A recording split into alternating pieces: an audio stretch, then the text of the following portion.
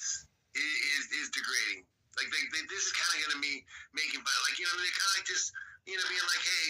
The thing is, I think. But how would you respond to that? Yeah, Joy. I think that the thing is that that's implying that sex is degrading. Exactly. And that's what we're trying to get away from, because sex is not necessarily degrading. It's not.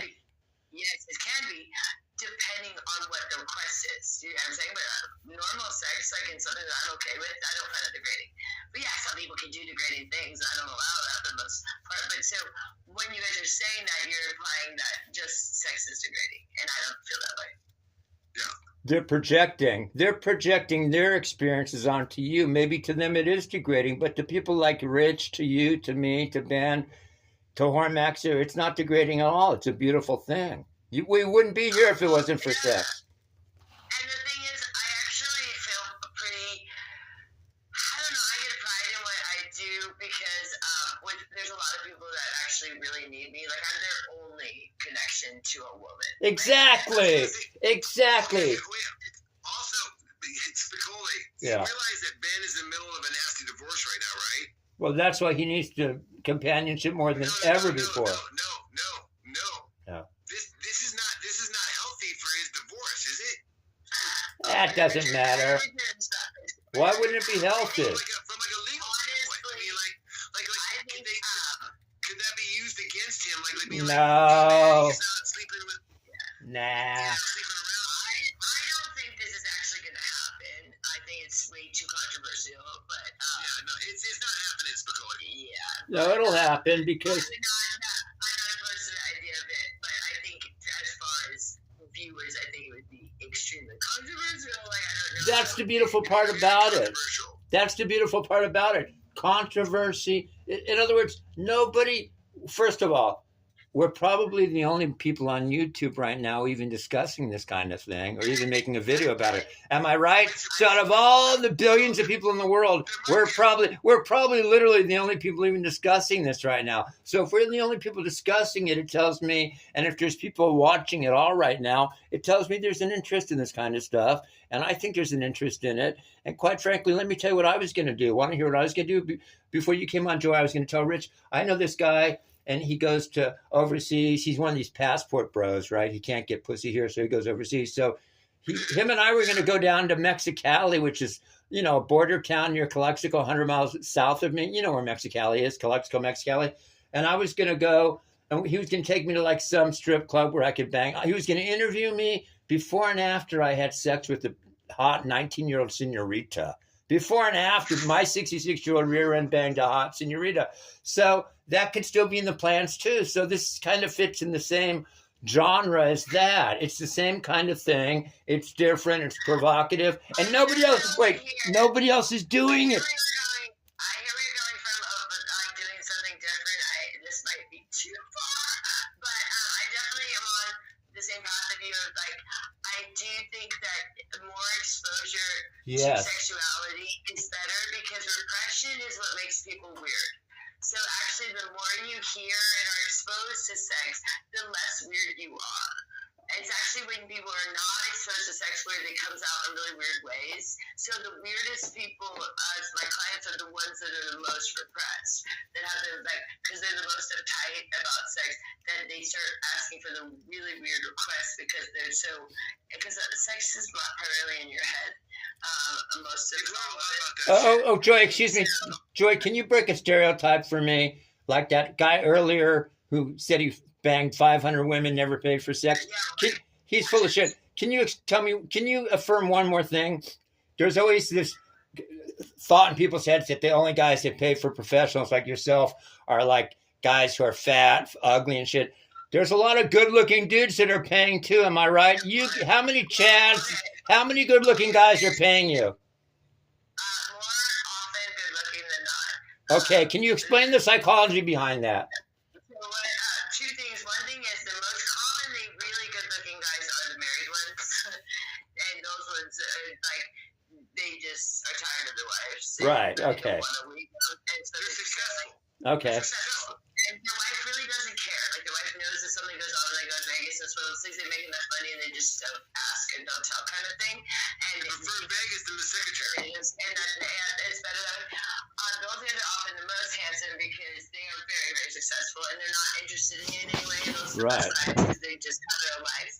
But often there are very attractive single guys too that are kind of just like there's literally kind of a shortage of women that really will, and there's usually some really attractive guys that don't have girls. They're just kind of like, because girls are kind of, I don't know, even though there might be even equal girl, women, and men to population, but it's just girls don't need men, where guys can always need like a girl a little bit, you know what I mean? Like, and so there's always those guys that just have not found a girl that are really, really good, like a catch, you know. And what you're trying to say is, they would rather pay you than go to a fucking club and pretend and get gesture around and all this, and maybe take a girl on a date and get laid. They want a sure thing. They want a sure fucky fuck. Is that why they come to you? It's not just that. It's not that, Spicoli, because it's more that, like, what's worse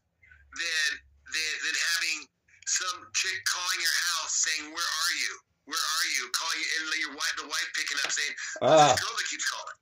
You see, that's the issue with just like going to secretary. It's like they want to have a connection, but it's like, dude, you realize there's another human involved, right? Like they have an issue. Joy's like, hey, here's the deal. It's like that, and like what Ben was saying is like no one gets it. No dude gets it for free on this planet. Nah. That's always an argument. You never do. You either have to buy a cocktail, a dinner, a house, a ring. Exactly. Or you get a baby, or you just have a girl that's not going to harass you because she has no life. You know, that's not the way you want. But yeah, in New York, my clients are almost all attractive. Like, it was actually really difficult for me early on. Yeah. Because I didn't actually feel that attractive when I first started. Like, I've come into myself where I feel, but still I struggle because I have bad teeth, and my clients often are very perfect. Like, you know, like very successful, and they have, you know, perfect teeth, perfect whatever, perfect clothes. I come in all ratty, and it is awkward for me sometimes, but I've gotten more used to it. But in Manhattan, it was hard when I first got there because those are some wealthy people, and I was just like coming into, like, you know, my little ratty shoes and stuff, and feeling very weird that someone is paying you to be there. You know what I mean? Like, it's an honor, but also you feel weird at the same time too. And then you're like, am I good enough? Are they disappointed? Do I not want to make my photos? Whatever, you know? We should almost do a documentary on your life, or Joy. I can seriously, just a lot of content here with you beyond just the family things. In other words, Ava is hooked on you for some reason, but yet she never talks about this aspect, which I find to be some of the most interesting. The escorting end of it is way more interesting to me than anything else. Maybe I'm just.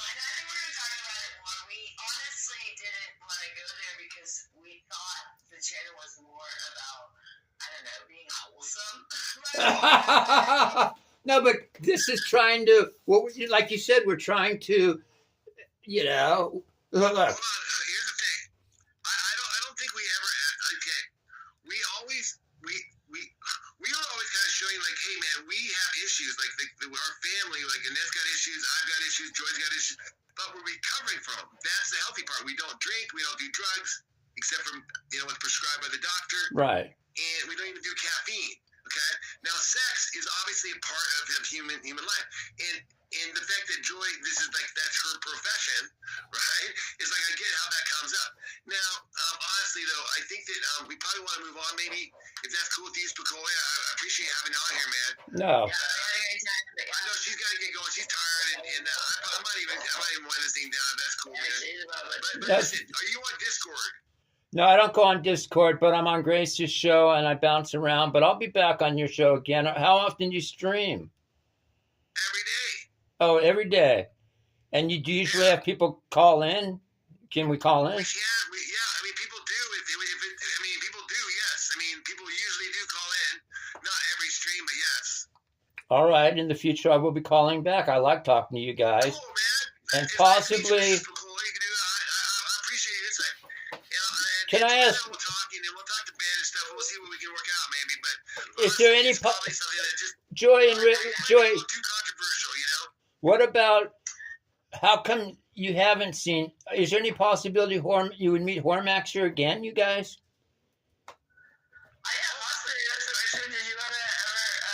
mean, we definitely could do like, I mean, for sure, from like we can definitely communicate like on live stream. But yeah, we'll go hang out with Hormaxer. He's fucking. I mean, Joy, how do you feel? You like Hormaxer, right? He's funny. He's funny. Yeah, he's funny. He's funny. I don't mind meeting people. You know, I was very anti meeting people because I was being really standoffish, but I don't mind. But we just don't really go out much, so it just doesn't happen. The thing is, we don't. I'm not like anti it. We just don't. We're boring. So, yeah. I don't think you're boring. We would definitely go hang out with Hormaxer. Like we were still drinking. We would definitely, because he's funny. But we don't drink, so it's just weird for us to go out. Do you guys smoke weed, right? You like to smoke weed? Yeah.